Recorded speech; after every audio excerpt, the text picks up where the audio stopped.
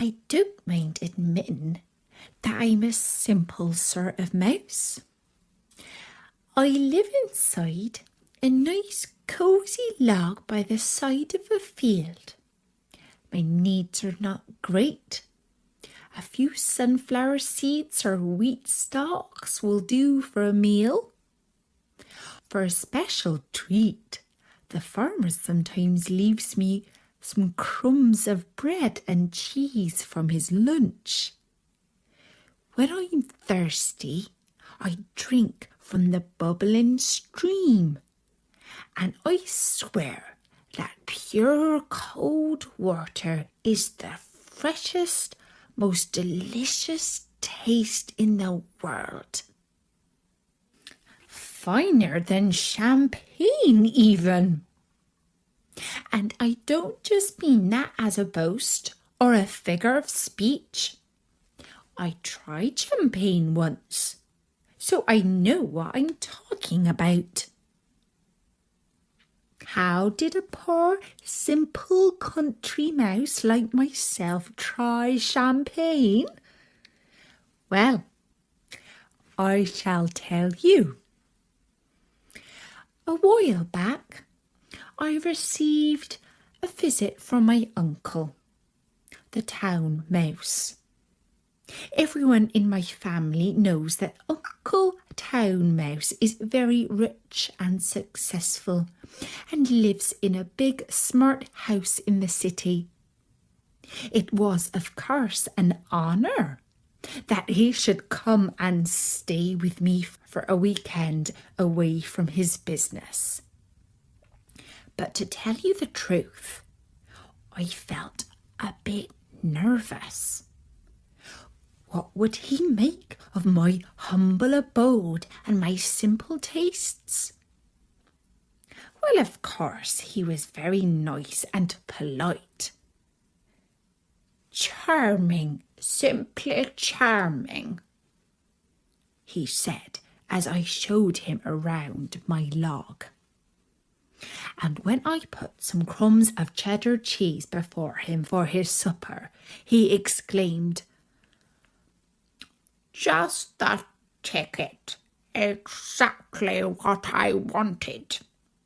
Thank you, dear nephew, for taking such good care of me."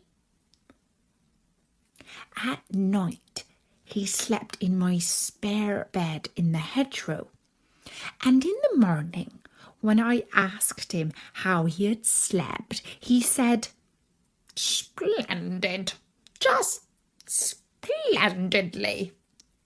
This clear country air of yours is so restful." In fact, he was so full of praise for my country lifestyle that I asked him if he was planning to retire to the countryside. Uncle Town Mouse laughed and felt that I had perhaps said something silly or tactless. "My dear nephew," he said, "the countryside is all very well for a rest, but the town is the place to live if you appreciate gourmet food, fine wine, and, by the way, the most stylish and elegant lady mice.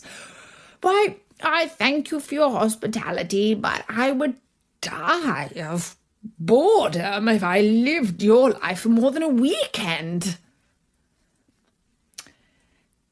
I was very impressed by my uncle's words, and I could not stop thinking about the attractions of the city that he had described. That evening, as he was preparing to leave for home, my uncle said, "Say, nephew, why don't you come back with me and give your taste buds a real treat?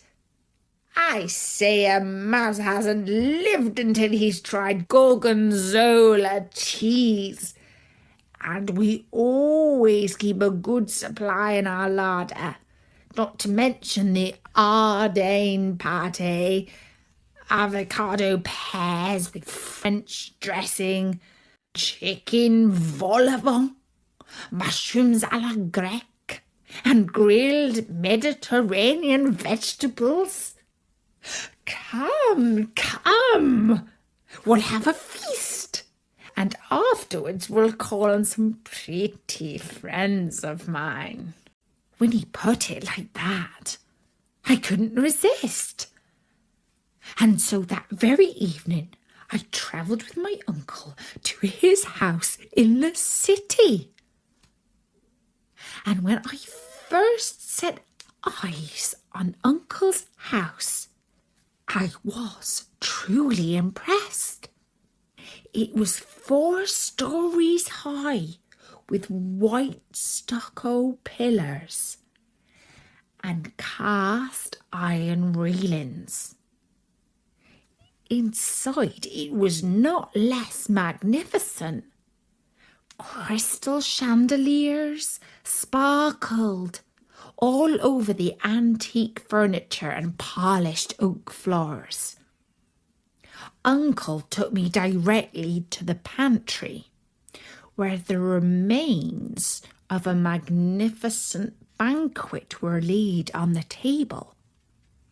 Uncle insisted that we begin with an aperitif of champagne, and as I had never tried it before, the bubbles went straight to my head. I dived into a custard tart and came out all sticky and yellow. Uncle sat up and his nose twitched. Oh, what a lucky mouse you are, he exclaimed. I can smell truffles. And he led me to the other side of the table where we tried some black food that he said was known to be the most delicious in the world. I didn't like to admit that it tasted a little strange to me. But then we tried the gorgonzola cheese. Oh my goodness! Uncle had been right. I hadn't lived until I tried that wonderful cheese. I didn't like to be vulgar, but I gobbled up a large chunk in a flash. And I was still stuffing myself when I saw a shadow move in the corner.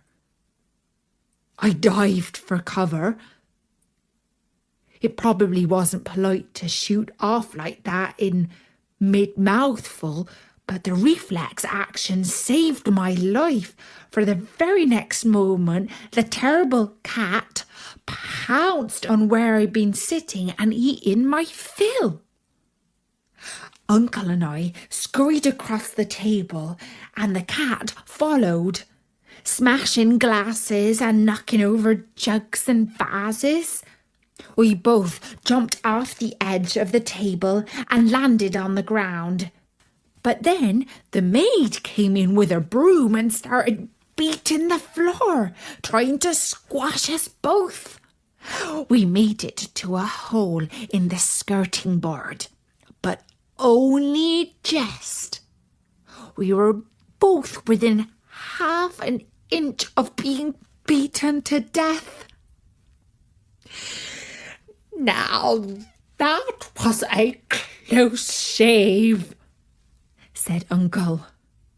Exciting, hey what? My heart was pounding, and I had to regain a breath before I could say, yes, a little too exciting. For a poor country mouse, I'm afraid. I thank you for your hospitality, but I must be off home now. And that's the story of how I learned that other people's lives are rarely quite as attractive as they sometimes appear to be.